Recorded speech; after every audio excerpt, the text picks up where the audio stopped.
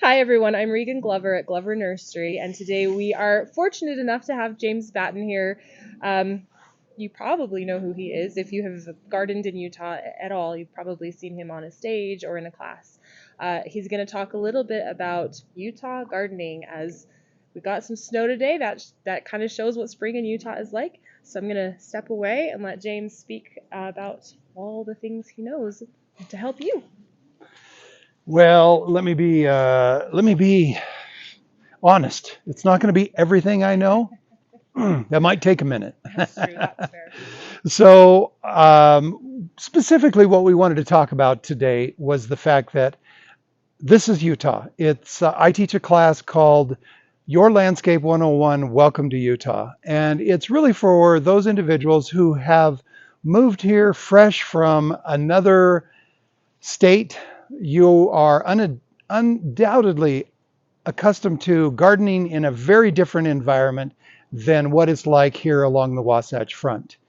Because, like where I'm from, the Pacific Northwest, where most of these plants that you see at Glover Nursery come from, the Pacific Northwest, California, it is a very different environment here. We are gardening along the Wasatch Front in the Great Basin in an ancient lake bed. And so what we face on a daily basis is challenges with our soil, challenges with the weather.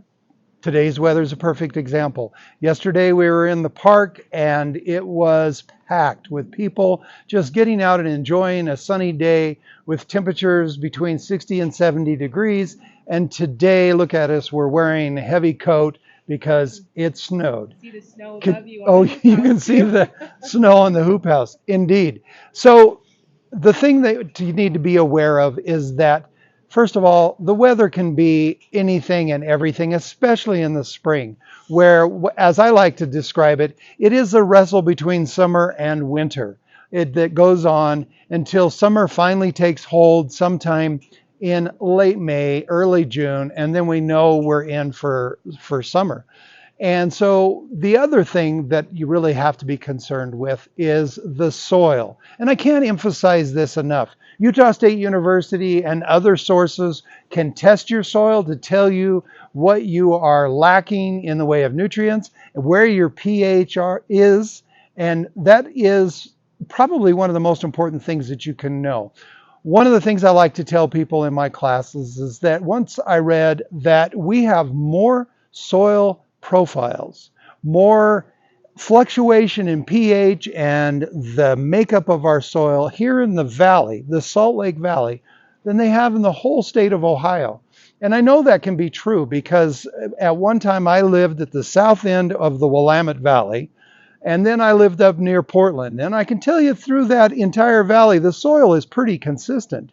Well, we don't have consistent soil from here at Glover Nursery to the sandy bench. We have very, very different soils. We have a different in composition, clay here, sandy soil up there, a higher pH here than they have up there. So knowing your soil is very important. So when you come to the nursery, make sure that you communicate very clearly to the individual helping you where you are in the valley so they can really help you pick the right plant material. Which leads me to probably my last point for this video, and that is that you really need to be an informed consumer. In the state of Utah, there are not a lot of regulations that dictate how educated your landscape provider needs to be. A person can go out and work in your trees and not be a certified arborist. The International Society of Arboriculture does do all of the efforts to train certified arborists, but in Utah, you don't have to be a certified arborist to work on people's trees. And the same thing holds true in most of the landscape professions. You can be a landscape contractor. You do have to be licensed, but you can be a gardener or you can be a landscape service provider.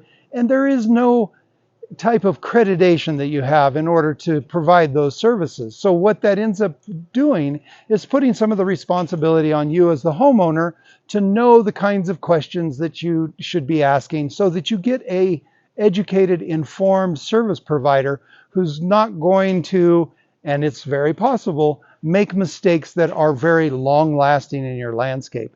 Some of the resources that are available are the local botanical gardens like Red Butte up at the University of Utah, and of course the nursery. The nursery has educated professionals who have been in the industry for a long time, who know the plant materials, who know the environment, and it's a great resource to come to in order to learn what you need in your particular application. I have a quick question for you, James. Along those lines, when you're recommending people ask questions about their landscapers, do you have like 3 questions or 3 things that you think people should look for or ask about? Well, 3 things I think you should ask about. That's a great question. One is make sure that you are covered by whatever insurance is needed for the service they provide. Okay? It's very different for an arborist than it is for the gentleman or people mowing your lawn. So find out that they're a licensed business and that they're insured. And then secondly, I would find out how much they know. Find out what their educational background is. Find out how long they've been in the industry. Ask them a couple of general questions about your landscape that maybe you already know the answer to kind of find out what they know about what they're doing. And then thirdly, I do want to say, and I feel very strongly about this, is don't shop the cheapest option. Okay? Just because you're getting a great deal doesn't mean you're getting a great deal. As I said earlier, there can be expensive mistakes made. Maybe you don't have necrotic ring in your lawn, but their equipment brings necrotic ring into your lawn. Maybe you have a tree that's worth $15,000, and because they don't know what they're doing and they prune it incorrectly, they devalue your tree in the process. So those are probably my top 3 things. Make sure that you're financially covered. Make sure that they understand the industry and or the service that they're providing.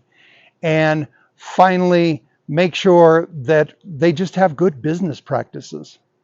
That's really helpful. That really helps a lot, I think. I never would have thought to ask the first one myself. Well, I have been involved in the green industry since 1979. I went to work for Oregon State University's research facility. And in one capacity or another, whether it's been a greenskeeper, an arborist, a landscape contractor, I've been in the industry for a very, very long time.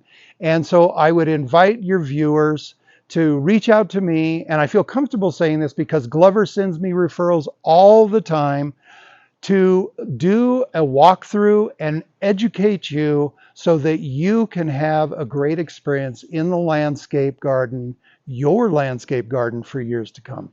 I like the analogy that I just thought of right this second, and it's never been said before to my knowledge, of comparing it like you don't go to a doctor that sets up a booth on the corner and have them operate on you. Like, don't bring someone in just because they say they know a tree. Right, right. You never go to a doctor because he has really nice equipment. That's not the requisite. You want the education. Right, exactly. Well, James, we'll post all your links with the video. Any last thoughts before we wrap this one up? Well, I think my final thought is don't procrastinate. The season comes quick and fast, and so get a plan in place, get to the nursery, and get ready for another awesome gardening season. And call you if they have any tree needs. Yes, yes. If you feel like your tree has some health issues, or even if it doesn't, because you don't always know until sometimes it's too late, give me a call. Thank you.